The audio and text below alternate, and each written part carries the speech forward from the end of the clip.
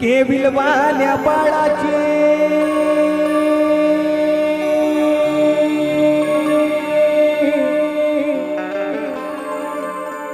आई विना वाट वळते,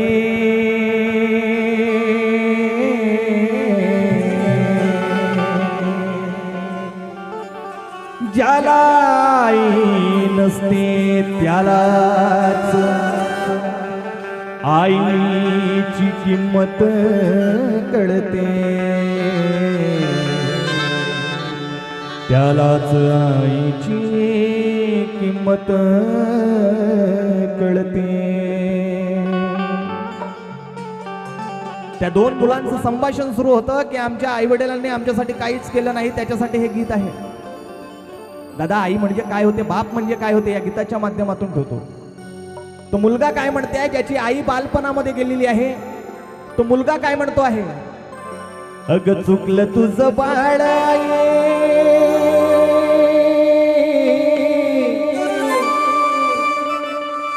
अग चुकलं तुझं बाळ आई, रडत धाई धाई ग, रडत धाई धाई ग, ये ना माझी आई ग, ये ना माझी आई ग, ये ना माझी आई ग, ये ना माझी आई ग, ये ना माझी आई ग, ये ना माझी आई ग, ये ना माझी आई ग, ये ना माझी आई. अरे दादा, जोपर्यंत आई आणि वडील आमच्या सोबत असतात ना, तोपर्यंत आई वडिलांचे महत्व आम्हाला कळत नाही. ज्या दिवशी आई आणि बाप आमच्या जीवनातून निघून जाते, त्या दिवशी खऱ्या अर्थाने आम्हाला आई वडिलांची किंमत कळते. म्हणजे आत्मा येईल म्हणजे ईश्वर, तो भगवंत परमेश्वर प्रत्येक ठिकाणी राहू नाही शकत, म्हणून त्यानं सजीव रूप आपलं प्रत्येक घराघरामध्ये दिलेलं आहे. त्या रूपाला आम्ही आई म्हणतो.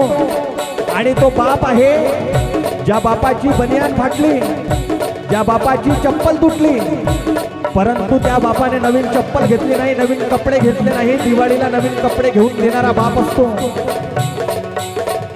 आणि म्हणून प्रत्येकाच्या जीवनामध्ये आई वडिलांना महत्व आहे. मिठी मारून घ्या जोपर्यंत आमचे आई वडील आहेत. अग चुकलं तुझं बाळ,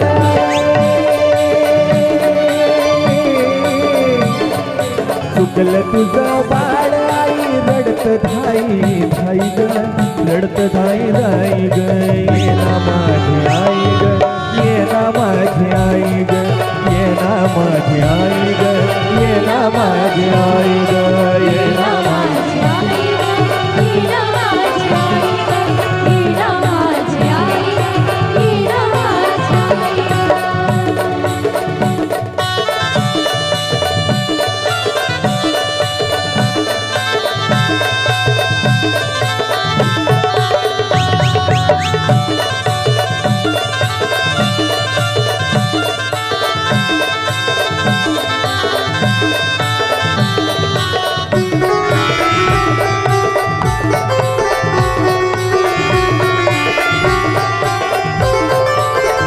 पुढे तो मुलगा काय म्हणतो आहे आपल्या आईला, जी आई देवाच्या घरी आहे, हात जोडून विनवणी करतो आहे तो बाळ. किती ग माझं हाल हाल सांगू मी कुणाला, सांगू मी कुणाला, सांगू मी कुणाला, सावली निघून गेली पडलो मी उन्हाला,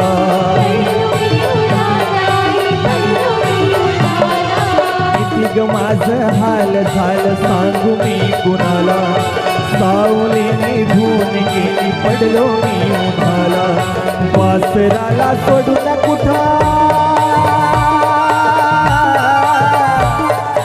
वासराला सोडून कुठं निघून गेली गाई ग, निघून गेली गाई ग, ये ना माझी आई ग, ये ना माझी आई ग, ये ना माझी आई ग, ये ना माझी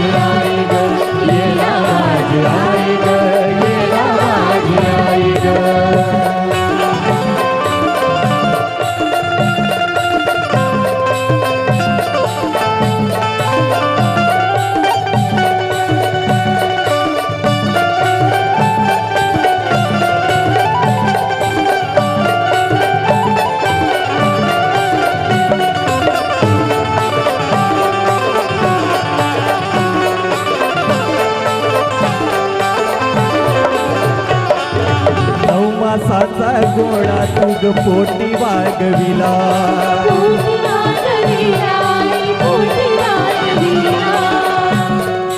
मी सुरुवातीलाच सांगितलं ती आई असते 9 महिने 9 दिवस दगडासारखं ओझं पोटात वागवते तळहाताचा पाळणा करते नेत्राची दिवे करते 32 धारा दुधाच्या पाजते.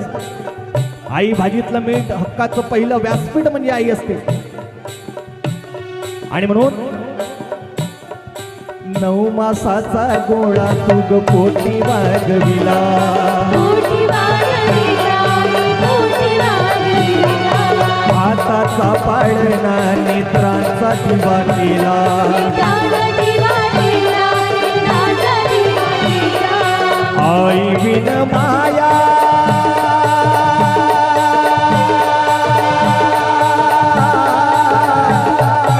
आई विन माया साऱ्या जगामध्ये नाही ग विश्वामध्ये नाही ग. येना माझी आई ग येना माझी आई ग येना माझी आई ग येना माझी आई ग.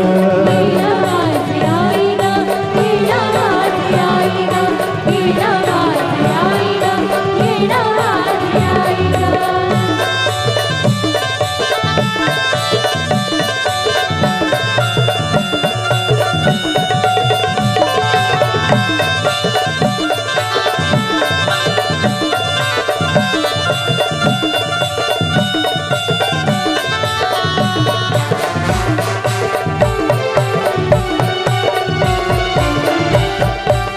आणि म्हणून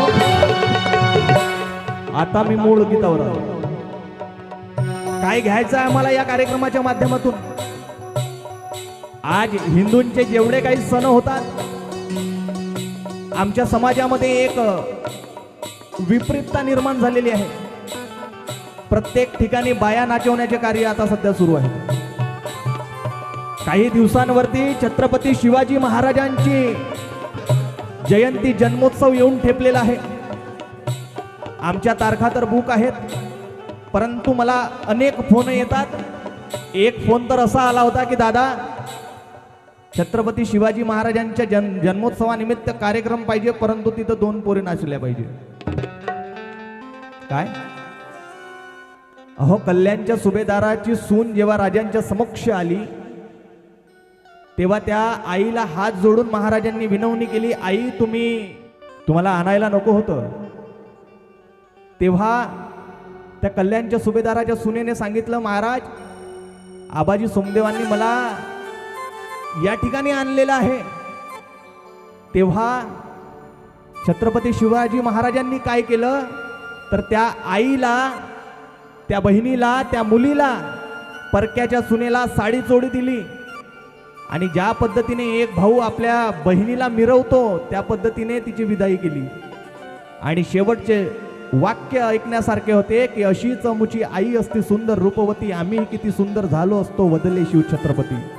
अहो, परक्याच्या सुनेला सुद्धा आईच्या दर्जा देणारे राजे महाराज म्हणजे छत्रपती शिवाजी महाराज आहेत आणि त्यांच्या वंशामध्ये जन्मलेलो आम्ही आहोत. आज परिस्थिती वेगळी आहे. आज आम्ही बाया नाचवण्याचे कार्य करत आहोत. जर खरंच छत्रपती शिवाजी महाराज जर जिवंत असते तर त्यांना हे बघवले झाले असते. आणि म्हणून या कार्यक्रमाच्या माध्यमातून आम्हाला काय घ्यायचं आहे तर या कार्यक्रमाच्या माध्यमातून, या गीताच्या माध्यमातून एकच घ्यायचं आहे, जोपर्यंत आमचे आई वडील आहेत तोपर्यंत मायबापांची सेवा करा. कारण या जगामध्ये दैवत नाही, पहिले आणि शेवटचे दैवत म्हणजे आमची आई आणि आमचा बाप. तो पंढरीचा पांडुरंग म्हणजे आमचा बाप आहे आणि ती रखुमाई म्हणजे आमची माय आहे. ज्याने आई वडिलांची सेवा केली त्यांनी कोणते तीर्थ नाही केले तरी चालेल. परंतु आज विपरीतता एवढी बेकार आहे कंडिशन. आज ज्या गाडीच्या सीटवरती आमचे मायबाप पाहिजे होते त्या गाडीच्या सीटवरती आम्ही कुत्रे घेऊन चाललेलो आहोत आणि मायबापांना आम्ही वृद्धाश्रमाची वाट दाखवलेली आहे. आणि म्हणून विचरित परिस्थिती आहे. एक लक्षात घ्या, प्रेमाने कितीही कुत्र्याला कितीही प्रेमाने चारा घास द्या, चावल्याशिवाय राहणार नाही. मात्र मायबापांना फेकून जरी वाढलं ना तरी आशीर्वाद दिल्याशिवाय मरणार नाहीत. हे या कार्यक्रमाच्या माध्यमातून घ्यायचं आहे. वंदनीय राष्ट्रसंत तुकडोजी महाराज मला या ठिकाणी सांगितलं, दादा म्हणे राष्ट्रसंतांचे काही विचार सांगा. राष्ट्रसंतांनी सुद्धा हेच सांगितलेलं आहे दादा व्यसनांच्या आहारी जाऊ नका, व्यसन सोडा. व्यसन आणि फॅशन सध्या तरुणांमध्ये कुट कुट के भरी चुकी है. आणि म्हणून व्यसनांपासून मी नंतर घेणारच आहो एखादं गीत आणि शेवटचं कडवं या ठिकाणी ठेवतो आहो. काय म्हणताय?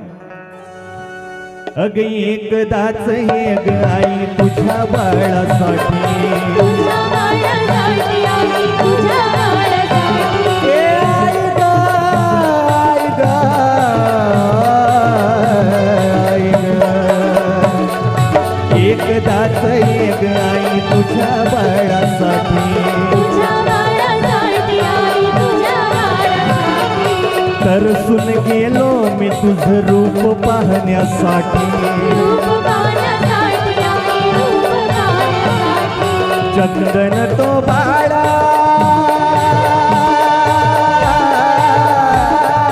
चंदन तो बाळ तुझ्या अंतरात राही ग, अंतरात राही ग. ये ना माझी आई ग, ये ना माझी आई ग, ये ना माझी आई ग, ये ना माझी आई ग. हीरा माझी आई ग, हीरा माझी आई ग, हीरा माझी आई ग, हीरा माझी आई ग. अग चुकलं तुझं बाळ आई, चुकलं तुझं बाळ आई, रडत धाई धाई ग, रडत धाई धाई ग. ये ना माझी आई ग, ये ना माझी आई ग, ये ना